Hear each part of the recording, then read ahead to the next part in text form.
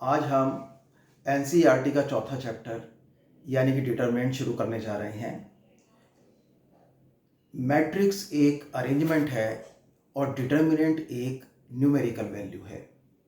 Determinant नाम कैसे आया, आइए देखते हैं। a1x plus b1y equal c1, a2x plus b2y equal c2। This is a system of linear equations. ये तुमने 10th क्लास में भी देखा है। इसको मैट्रिक्स की लैंग्वेज में कैसे लिख सकते हैं? a1 a2 b1 b2 xy equals c1 c2। क्यों भला? तुम इन दोनों को मल्टीप्लाई करोगे तो एग्जैक्टली तुम्हें यही प्राप्त होगा। तुम्हें पता है मैट्रिक्स में फर्स्ट मैट्रिक्स के रो को दूसरी मैट्रिक्स के कॉलम से मल्टीप्लाई करना होता है। करस्पॉन्डिंग एलिमेंट्स मल्टीप्लाई होते हैं और वो जो प्रोडक्ट्स आते हैं आपस में ऐड होते हैं। तो अगर हम करें a1x प्लस b1y प्राप्त होगा, इस रो को इस कॉलम से करेंगे तो a2x प्लस b2y प्राप्त होगा। तो हमें ये दोनों इक्वेशंस की लेफ्ट हैंड साइड्स प्राप्त हो जाएगी। इन इक्वेशंस को हम ऐसे लिख सकते हैं मैट्रिक्स की लैंग्वेज में। अच्छा, इन इक्वेशंस का यूनिक सॉल्यूशन कब होता है? You know that when a1 upon a2 not equal to b1 upon b2, तो इन इक्वेशंस का यूनिक सॉल्यूशन होता है। यानी कि यूनिक सॉल्यूशन यानी कि you can say a1 b2 equals a2 b1. It implies is not equal to a2 b1. It implies a1 b2 minus a2 b1 is not equal to 0. ये जो value है a1 b2 minus a2 b1, इसकी value determine करती है कि ये system of equations unique solution वाला है कि नहीं है। ये जो मैट्रिक्स है, इस वैल्यू को इस मैट्रिक्स का डिटरमिनेंट बोलते हैं। और इसको कैसे दिखाते हैं? इसको दिखाते हैं a1 a2 और b1 b2 ऐसे करके दिखाते हैं। और कैसे कैलकुलेट करते हैं? पहले मेन डायगोनल के एलिमेंट्स को हम मल्टीप्लाई करते हैं और ऑफ डायगोनल के एलिमेंट्स को मल्टीप्लाई करते हैं और दोनों प्रोडक्ट्स को आपस में माइनस करते हैं। यानी a1 b2 minus b1 a2 या a2 b1।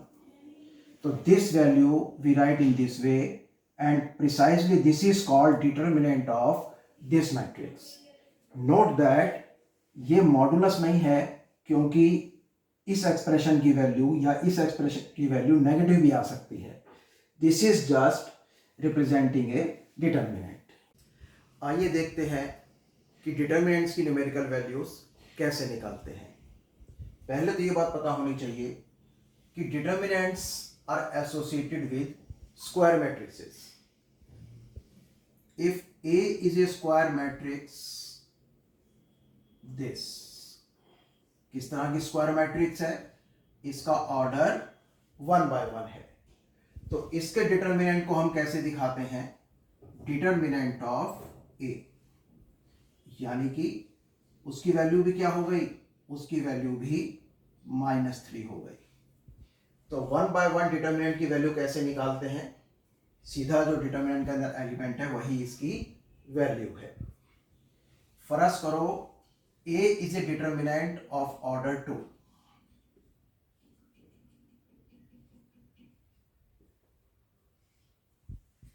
Sorry, A is a matrix of order 2. तो इसके डिटरमिनेंट को कैसे दिखाएंगे? Determinant of matrix A equals 1 2 -3 4। और इसकी वैल्यू कैसे निकालेंगे? तुम वैसे देख चुके हो, दोबारा देख लो कि दिस इंटू दिस माइनस अपनी तरफ से, फिर दिस इंटू दिस। तो इस डिटर्मिनेंट की वैल्यू क्या आ गई? 10। नोट दैट ये मॉडुलस नहीं है, ये value this into this minus this into this करते कोई और डाटा होता तो नेगेटिव भी आ सकती थी। This is how we calculate a determinant of order 2। इस एग्जांपल को देखो, इस डिटरमिनेंट की वैल्यू कैसे निकालेंगे? दिस इनटू दिस, हमेशा पहले मेन डायगोनल के element left to right, minus this into x plus 1, ये हो गया x square minus 1 square a minus b a plus b जी square minus b square, this is equal to x square minus x square plus 1। इसकी value क्या आ गई? 1। अब देखते हैं कि 3/3 के डिटर्मिनेंट को कैसे सॉल्व करेंगे। पहले अभी तुमने देखा, अगर मैट्रिक्स को ए से डिनोट करते हैं तो उसके डिटर्मिनेंट को, डिटर्मिनेंट ऑफ मैट्रिक्स ए, उस सिंबल से डिनोट करते हैं। लेकिन अगर किसी मैट्रिक्स का जिक्र ना हो तो डिटर्मिनेंट को भी ए से डिनोट कर सकते हैं, डिटर्मिनेंट को डेल्टा से भी डिनोट कर सकते हैं। तो क्या बातें हैं? अगर मैट्रिक्स ए है तो उसके डिटर्मिनेंट को ऐसे डिनोट करते हैं। अगर मैट्रिक्स का जिक्र नहीं है तो डिटर्मिनेंट को भी ए से डिनोट करते हैं और डिटर्मिनेंट को हम डेल्टा से भी डिनोट करते हैं। आइए देखते हैं इस 3/3 डिटर्मिनेंट को कैसे सॉल्व करेंगे। इसको किसी भी रो या किसी भी कॉलम से हम एक्सपेंड कर सकते हैं। आइए पहले इसको फर्स्ट रो से एक्सपेंड करते हैं। फर्स्ट रो का ये एलिमेंट है, फर्स्ट रो फर्स्ट कॉलम का। इसको लिखेंगे मल्टीप्लाइड बाय -1 की पावर रो प्लस कॉलम, और फिर इसके वाला रो कैंसल, इसके वाला कॉलम कैंसल। ये क्या मिला हमें? ये मिला एक 2/2 डिटर्मिनेंट, और इसको फिर हम 2/2 डिटर्मिनेंट की तरह ही सॉल्व करेंगे। अब ये वाला एलिमेंट इसका कौन सा है? ये एलिमेंट है इसका फर्स्ट रो सेकंड कॉलम।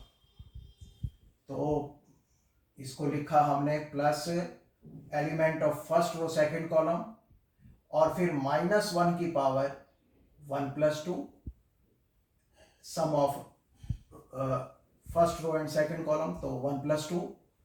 और इसके बाद अगर इसके वाला रो कैंसल, इसके वाला कॉलम कैंसल, इसके वाला रो कैंसल, इसके वाला कॉलम कैंसल, तो ये जो हमारे पास ऑर्डर 2 का डिटरमिनेंट बचा, इसको वैसे ही सॉल्व करेंगे।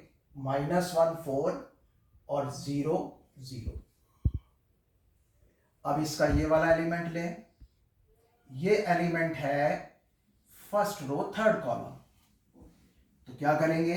इसको लिखेंगे element of first row third column, फिर -1 की पावर 1 + 3, और फिर इसके वाला रो कैंसल, इसके वाला कॉलम कैंसल, और ये जो बचा है इसको 2/2 डिटर्मिनेंट के तरीके से सॉल्व करेंगे। अब ये कैसे सॉल्व होगा? a11 क्या आ गया? क्योंकि a11 है 1 और रो प्लस कॉलम एक इवन नंबर है, तो -1 की पावर क्या आ जाएगी? 1 ही आ जाएगी। यानी ये एज इट इज आ गया, और उसके बाद इसको सॉल्व किया 3 × 0 -1 × 0, ये आ गया 0 - 0। अब इस पर आ जाओ, element of first row second column है 2, लेकिन -1 की पावर 1 + 2 यानी -1 की पावर 3 यानी -1 आ गया, -1 आ गया। तो यहाँ क्या आ जाएगा? 2 के प्लेस पर -2 आ जाएगा। और उसके बाद इस डिटर्मिनेंट को कैसे सॉल्व करेंगे? जैसे 2/2 को डिटर्मिनेंट को करते हैं, जैसे इसको किया दिस माइनस दिस, और ये भी क्या आ गया? 0 - 0, क्योंकि जो दो फैक्टर्स मल्टीप्लाई हो रहे हैं दोनों बार उनमें से एक फैक्टर 0 है। अब a13 की जगह क्या आ गया? 4, और ये भी इवन नंबर है तो 4 आ गया। फिर ये रो कैंसल, ये कॉलम कैंसल, इसको कैसे सॉल्व किया, -1, फिर अपनी तरफ से माइनस और फिर ये 12, तो ये बन गया दिस इज 0, दिस इज 0 और दिस इज, ये बन गया -52। So the answer is -52। तो जब भी हमारे पास रो प्लस कॉलम इवन नंबर होगा तब हम जो डिजिट होगी उसको एज इट इज लिखेंगे, जो नंबर होगा उसको एज इट इज लिखेंगे। और जब भी रो प्लस कॉलम ऑड नंबर होगा और हम उसी रो से एक्सपेंड कर रहे होंगे, यानी वो बाहर की तरफ आएगा ब्रैकेट के, तो फिर हम उसका साइन चेंज करेंगे। तुम बता सकते हो साइन कहाँ कहाँ चेंज होगा? साइन चेंज होगा इस नंबर पर,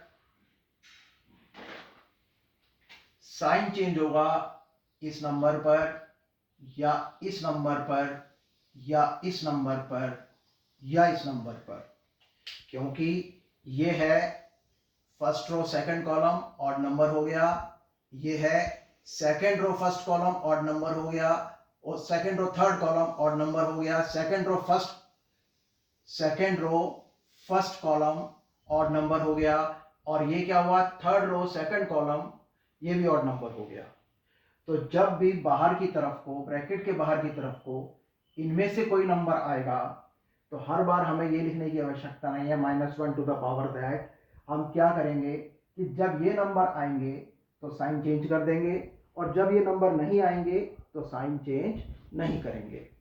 अभी हमने देखा फर्स्ट रो से एक्सपेंड किया तो इसका साइन चेंज नहीं किया, इसका साइन चेंज किया, यानी यहाँ पर 2 है तो -2 लिखा, -2 होता तो 2 लिखते, और इसका साइन चेंज नहीं किया। आइए इसी डिटरमिनेंट को हम सेकंड रो से एक्सपेंड करते हैं।